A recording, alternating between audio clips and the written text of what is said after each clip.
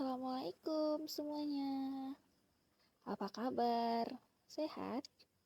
Nah, pada hari ini kita akan belajar tentang teks narasi.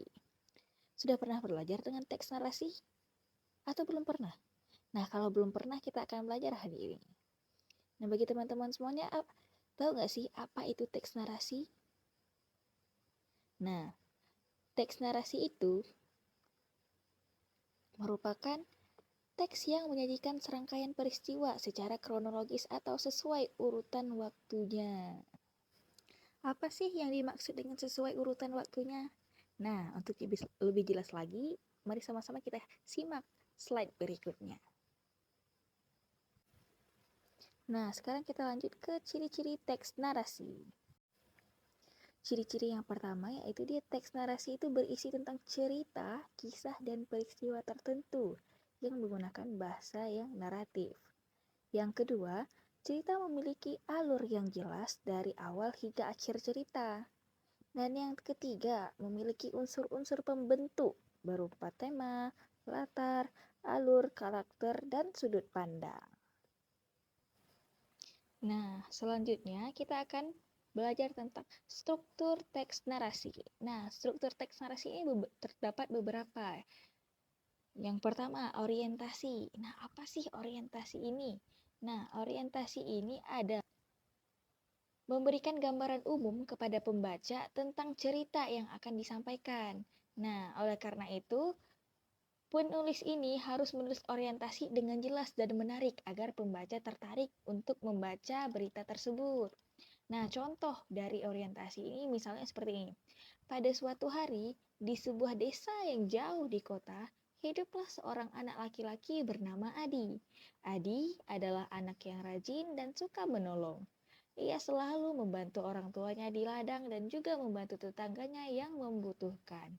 Nah, itu adalah contoh dari struktur yang pertama, yaitu struktur orientasi. Nah, selanjutnya kita akan ke struktur komplikasi. Nah, pada bagian komplikasi ini akan terjadi konflik atau permasalahan yang dialami oleh tokoh.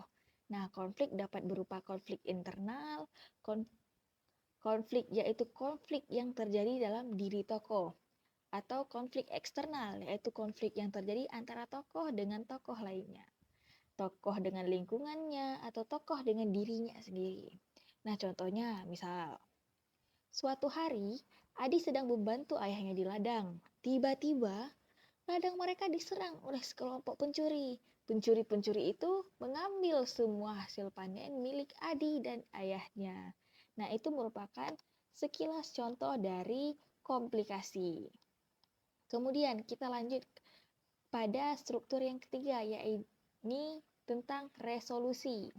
Nah, pada bagian resolusi ini, konflik yang terjadi dalam cerita terselesaikan.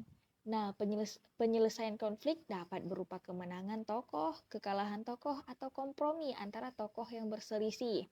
Contohnya, Adi dan ayahnya sangat sedih karena hasil panen mereka dicuri. Namun, mereka tidak menyerah. Mereka bekerja keras untuk menanam kembali ladang mereka. Nah, itu. Nah, selanjutnya ada struktur reorientasi. Nah, pada bagian reorientasi ini, penulis itu menyampaikan pesan moral dari cerita tersebut. Nah, pesan moral dapat berupa pelajaran, hikmah, atau ajakan untuk berbuat baik. Contohnya, nah, dari peristiwa tersebut, Adi belajar bahwa kita harus selalu bekerja keras dan tidak mudah menyerah. Kita juga harus berhati-hati dalam menjaga harta benda kita. Nah, itu adalah contoh dari orientasi. Nah, selain itu, struktur teks ini penting nggak sih? Penting. Kenapa? Karena orientasi ini berfungsi untuk menggambarkan gambaran umum kepada pembaca tentang cerita yang akan disampaikan. Oleh karena itu, orientasi harus ditulis dengan jelas dan menarik agar pembaca tertarik untuk membaca cerita kita. Begitupun komplikasi. Komplikasi juga penting struktur tersebut karena komplikasi adalah bagian yang terpenting dari teks narasi. Konflik yang terjadi dalam komplikasi haruslah menarik dan membuat pembaca penasaran. Oleh karena itu, penulis haruslah piawai dalam membangun konflik dalam cerita. Nah, yang ketiga yakni struktur resolusi. Dia juga sangat penting karena dia berfungsi untuk menyelesaikan konflik dalam cerita tersebut. Penyelesaian konflik haruslah logistik dan sesuai dengan perkembangan cerita. Jangan nanti pula melenceng ya. Nah, kemudian yang terakhir, struktur reorientasi. Ini juga sangat amat penting karena reorientasi ini ditulis dengan baik dan jelas. Oleh karena itu, dapat membantu pembaca untuk lebih memahami pesan moral dari cerita tersebut.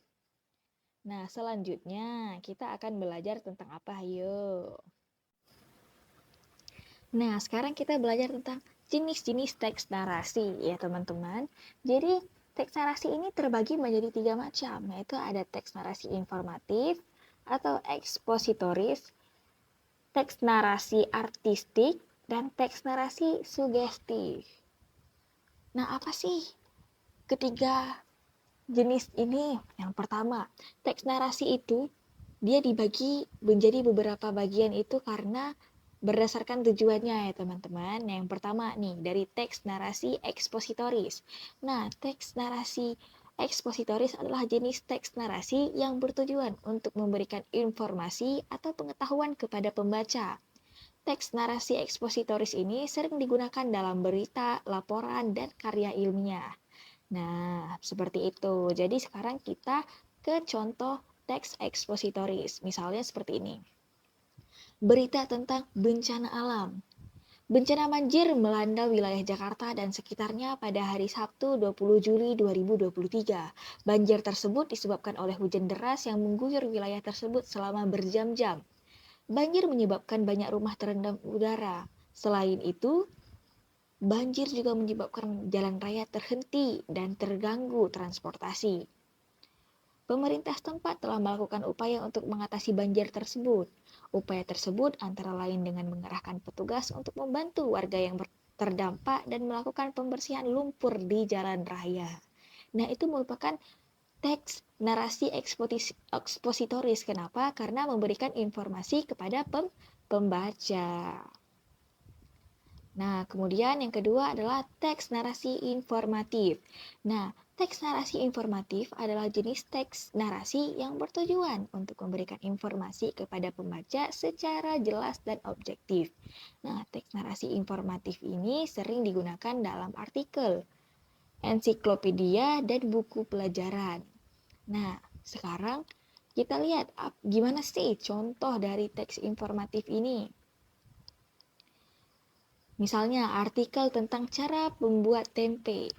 Tempe adalah salah satu makanan tradisional Indonesia yang terbuat dari kedelai. Tempe memiliki banyak manfaat bagi kesehatan, antara lain dengan berbagai sumber protein nabati yang baik, mengandung serat yang tinggi, dan membantu menurunkan kolesterol.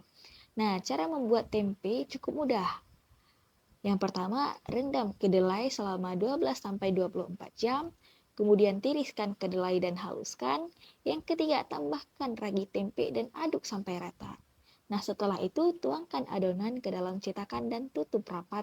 Diamkan adonan tersebut selama 2-3 hari dan tempe pun siap dinikmati. Nah, itu merupakan teks informatif, teman-teman ya, teks narasi informatif. Dan yang ketiga, ada teks narasi sugestif. Apa sih sugestif ini? Nah, teks narasi sugestif adalah jenis teks narasi yang bertujuan untuk memberikan kesan atau pengaruh kepada pembaca. Teks narasi sugestif sering digunakan dalam cerita fiksi, puisi, dan drama. Nah, ini fokusnya untuk memberikan pengaruh ya kepada pembaca atau memberikan kesan. Nah, contoh dari teks sugestif ini yaitu apa ya? Cerita fiksi tentang seorang anak yang berjuang melawan kemiskinan. Misalnya, di sebuah desa yang jauh dari kota, hiduplah seorang anak laki-laki bernama Adi. Adi adalah anak yang rajin dan suka menolong. Ia selalu membantu orang tuanya di ladang dan juga membantu tetangganya yang membutuhkan.